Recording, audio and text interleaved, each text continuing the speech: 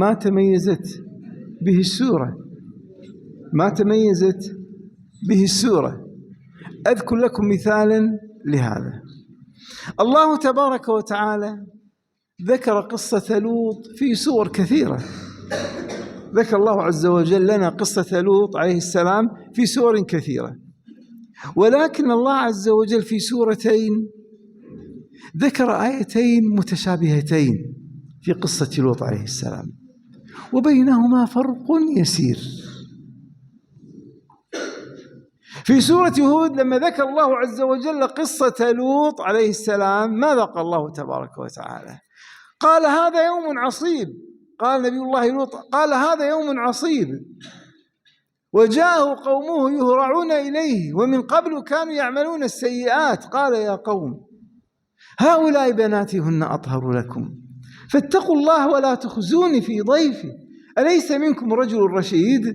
قالوا لقد علمت ما لنا في بناتك من حق وإنك لتعلم ما نريد.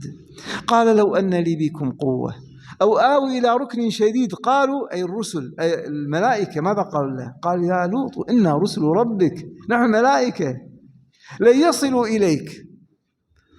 انظروا إخواني، اسمعوا أخواتي، ماذا قال الله عز وجل؟ ماذا قالت الملائكة؟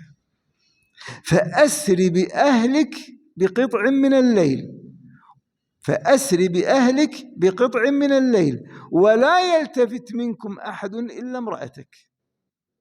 فأسر بأهلك بقطع من الليل ولا يلتفت منكم أحد، ولا يلتفت منكم أحد، ولا يلتفت منكم أحد. أعيد الآية. فأسر بأهلك بقطع من الليل ولا يلتفت منكم أحد. نفس هذه الجملة أو الجملتين، نفس هاتين الجملتين وردتها في سورة الحجر.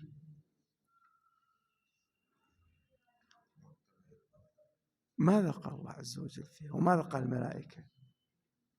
قال فأسر بأهلك بقطع من الليل واتبع أدبارهم ولا يلتفت منكم أحد. لما؟ قف هنا قفي هنا. لما وردت واتبع أدبارهم؟ إشارة. الله عز وجل يشير إلى الأذكياء. الذكي الله عز وجل يشير له إشارات، من يتدبر يشير إليه إشارات. قف هنا في سر.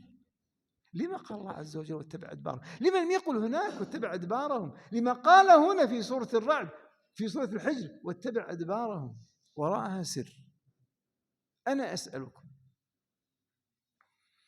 إذا كان أحدكم عنده أخوات أو كان متزوجا وعنده بنات يريد أن يذهب إلى مجمع تجاري وإلى سوق تجاري كبير فيه شباب، والشباب يتغزلون بالنساء ويتغزلون بالبنات، فعندما تذهب مع بناتك إلى السوق وأنت رجل شهم ورجل غيور، عندما تذهب ببناتك أو بأخواتك تجعلهن أمامك أم تجعلهن خلفك؟ أمامك. لما؟ لتحفظهن من تغزل الشباب.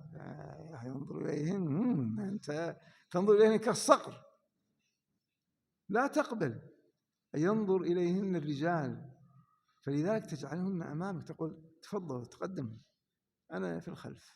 لا تجعل بناتك في الخلف. لو جعلت بناتك في الخلف ذاك يتغزل بهن وآخر وثالث ورابع، تجعلهن أمامك. لما؟ لحفظهن، لكي تحفظهن، أليس كذلك؟ كي تحفظهن. هذا مقصد سورة الحجر، مقصدها الحفظ. انظروا إلى الزيادة، واتبع أدبارهم لتحفظهن. هذا مقصد سورة الحجر، سورة الحفظ. الحجر سورة الحفظ. لنطبق القاعدتين اللتين مرتا علينا في هذا. عرفنا ما تميزت به السورة واتبع أدبارهم. لما؟ ليحفظهن، لنطبق القاعدتين السابقتين. ما هي القاعدة الأولى؟ اقرأ أول آيات واقرأ آخرها. لنقرأ أول آيات. ألف لام را تلك آيات الكتاب وقرآن مبين. تلك آيات القرآن أم تلك آيات الكتاب؟ تبدأ سورة الحجر تلك آيات الكتاب وقرآن مبين أم تلك آيات القرآن وكتاب مبين؟ تلك آيات الكتاب. لماذا تكتب؟ لماذا تكتب؟ لتحفظ المعلومة. قيدوا العلم بالكتاب حتى تحفظ المعلومة. ولذا الله عز وجل قدم الكتاب على القرآن، والكتاب هنا اللوح المحفوظ. والقرآن موجود في اللوح المحفوظ، لكن قدم الكتاب على القرآن. في سورة النمل طاسين تلك آيات القرآن وكتاب مبين. قدم القرآن على الكتاب، لأن موضوع سورة النمل موضوعها التأدب مع القرآن، التأدب مع القرآن وتعظيم القرآن. هذا مقصد سورة النمل، وليقدم القرآن. وهنا المقصود هنا الحفظ، فقدم الكتاب. لنكمل حتى نعرف أوائل السورة.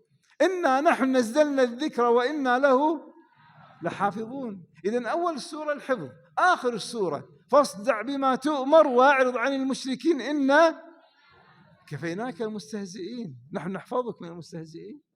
الحفظ أولها الحفظ وآخرها الحفظ. لننظر هل كلمة الحفظ أو مرادفات الحفظ تكررت في السورة. عرفنا أولا تلك آيات الكتاب وقرآن مبين، هذا الحفظ. إنا نحن نزلنا الذكر وإنا له لحافظون. ولقد جعلنا في السماء بروجا وزيناها للناظرين وحفظناها من كل شيطان رجيم. لما ذكر الله عز وجل قصة آدم مع الشيطان، ماذا قال الشيطان؟ قال ربي بما أغويتني لأزينن لهم في الأرض ولأغوينهم أجمعين إلا عبادك منهم المخلصين. قال هذا صراط علي مستقيم إن عبادي ليس أنا أحفظهم إن عبادي ليس لك عليهم سلطان. أنا أحفظهم إلا من اتبعك من الغاوين. نكمل. ذكر الله عز وجل قصة إبراهيم وحفظ الله عز وجل نسله بأن رزقه بمولود. ثم ذكر قصة لوط، وكذلك ماذا قال؟ واتبع أدبارهم، الحفظ. ثم حفظه الله عز وجل أهلك قومه وحفظهم، حفظ لوطا. ثم في آخر السورة فاصدع بما تؤمر واعرض عن المشركين إنا كفيناك المستهزئين. السورة تكرر فيها موضوع الحفظ، إما لفظا حفظا أو مرادفات الحفظ. إذن ما تميزت به السورة تستطيع من خلاله أن تتوصل إلى مقصد السورة. نأخذ مثالا آخر.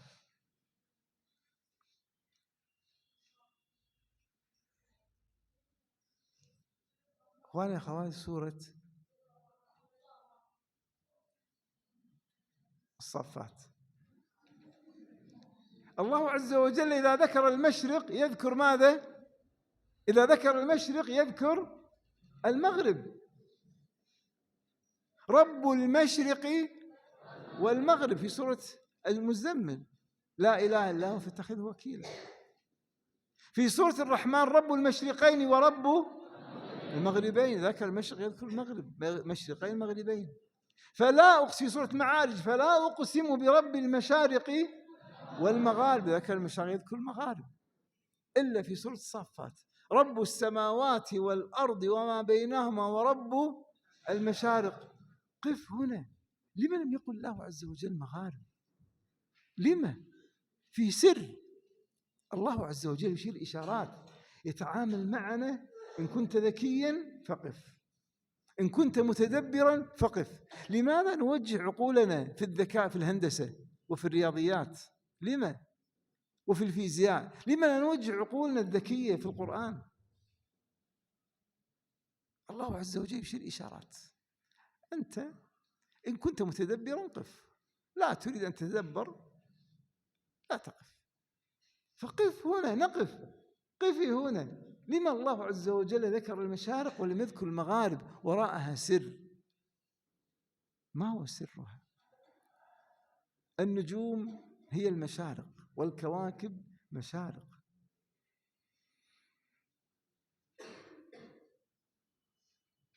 وأولياء الله بهم تشرق الأرض وبهم تشرق الدنيا.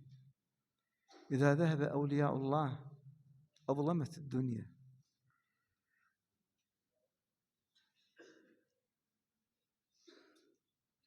لما هاجر النبي صلى الله عليه وسلم إلى المدينة أضاءت المدينة وأضاء منها كل شيء. يقول أنس رضي الله تعالى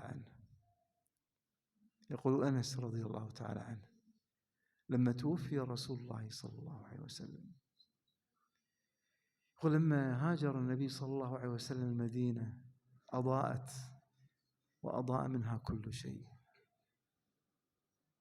ولما توفي رسول الله صلى الله عليه وسلم أظلمت السماء وأظلمت المدينة وأظلم منها كل شيء. فأولياء الله بهم تشرق الدنيا وبهم يبقي الله عز وجل هذه الدنيا. ولذا إذا ذهب أولياء الله ذهب الدعاة وذهب العلماء وذهب طلبة العلم من هذه الدنيا، وذهب الآمرون بالمعروف والناهون عن المنكر عن هذه الدنيا. اختلت هذه الدنيا وأصابها الخلل واضطربت وظهر الفساد في البر والبحر، وتأتي العقوبات الإلهية والهلاك. ولذا يوم القيامة لا تقوم الساعة حتى لا يقال في الأرض الله الله. عندما يترك التوحيد الله عز وجل يهلك من في الأرض. ولذا أولياء الله بالدعاة بالرسل والدعاة وطلبة العلم والآمرين بالمعروف والناهين عن المنكر بهم تشرق الدنيا. ولذا لو قرأنا السورة وجدناها كلها تتكلم عن أولياء الله وعن مكانتهم. والصافات صفهم الملائكة، فالزاجرات زجرا فالتاليات ذكرا. الله عز وجل خلق هذا الكون وأوجد هؤلاء الأولياء من أجل ماذا؟ إن إلهكم لواحد رب السماوات والأرض وما بينهما ورب المشارق.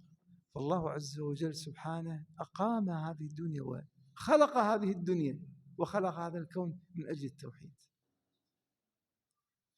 فمن قام بالتوحيد وهم مشارق الأرض، الدعاة والعلماء والرسل هم مشارق الأرض.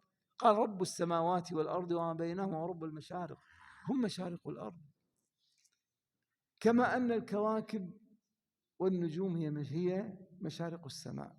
ولذا قال بعدها ورب المشارق إنا زينا السماء الدنيا بزينة الكواكب وحفظا من كل شيطان مارد.